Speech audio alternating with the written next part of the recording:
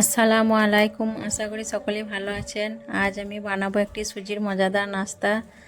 তো আমি এখন নাস্তা বানাতে চলে যাব। আর এটি ছোট থেকে বড় সকলেই খেতে খুব পছন্দ করবে। বাচ্চাদের টিফিনে এবং বিকেলে নাস্তাতেও খুব ভালো। নাস্তা বানানোর জন্য আমি এখানে নিয়েছি 1 গ্লাস সুজি। আমি সব কিছু পরিমাণটা মেপে মেপে নিয়ে নেব।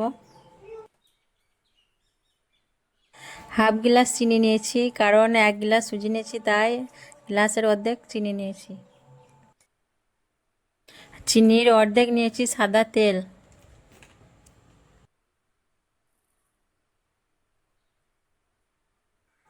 চা চামচে নিয়েছি হাফ চামচ বেকিং পাউডার। ওইটা হাফের অর্ধেক নিয়েছি খাবার সোডা। এখন ভালোভাবে সব কিছু মাখিয়ে নেব। ভালোভাবে মাখানো হয়ে গেছে। এখন দিয়ে দিচ্ছি 1 গ্লাস দুধ, কারণ আমি 1 গ্লাস সুজি নিয়েছিলাম, তাই 1 গ্লাস দুধ দিচ্ছি।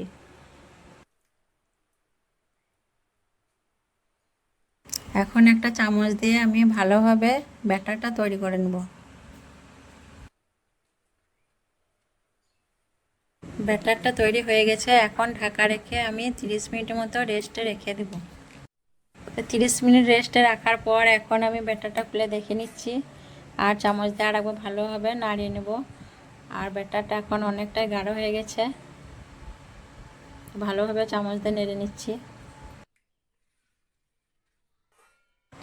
আর এরপর আমি এখানে একটা এরকম প্লেন থালা নিয়েছি, আর এই থালাটার উপরে সাদা তেল বুলিয়ে নেব।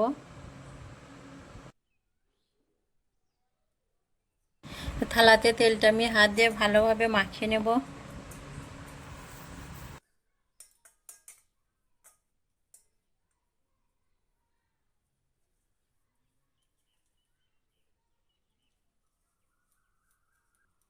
তো থালায় তেলটা মাখানো হয়ে গেছে। এখন আমি সুজির ব্যাটারটা ভালোভাবে আরেকবার নাড়িয়ে থালার মধ্যে ঢেলে নেব।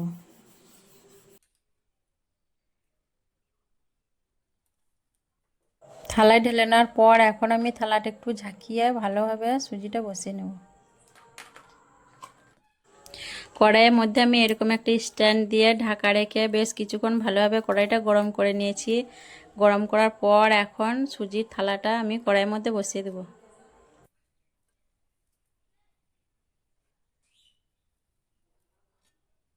ঢেকে দিয়ে আমি এটি 10-15 মিনিটের মতো মিডিয়াম আঁচে জাল করে নেব। 10-15 মিনিট জাল করার পর এখন আমি ঢাকাটা খুলে একটি ছুরি দিয়ে এটি দাগ কেটে নেব।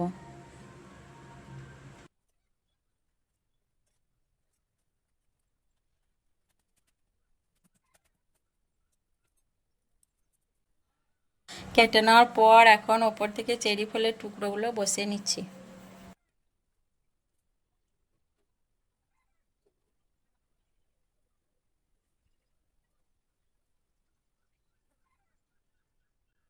তো চেরি ফলটা দেওয়ার কারণে দেখে কত সুন্দর লাগছে নাস্তাটা।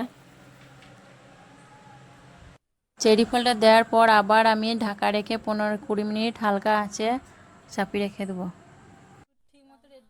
15-20 মিনিট পর নাস্তাটা আমার হয়ে গেছে। এখন এটি নামিয়ে নেব, আর নামিয়ে একটু ঠান্ডা হতে দেব।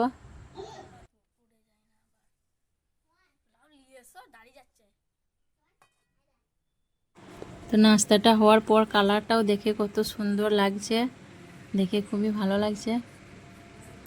আর এইরকম মজাদার রেসিপিগুলো পেতে আমাদের চ্যানেলটি অবশ্যই সাবস্ক্রাইব করবেন আর লাইক কমেন্ট করবেন। আর এইদিকে আমি একটু চিনির শিরা তৈরি করে নেব। তো হাফ বাটি চিনি নিয়েছি, আর হাফ বাটি পানি দিয়ে চিনিটা জাল করে শিরা তৈরি করে নেব।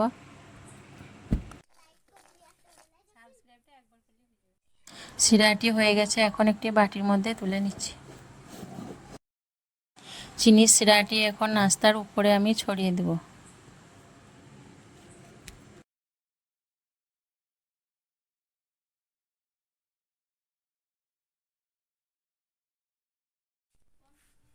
শিরাটি দেওয়ার পর এখন আমি নাস্তাটি অন্য প্লেটে কেটে তুলে নেব।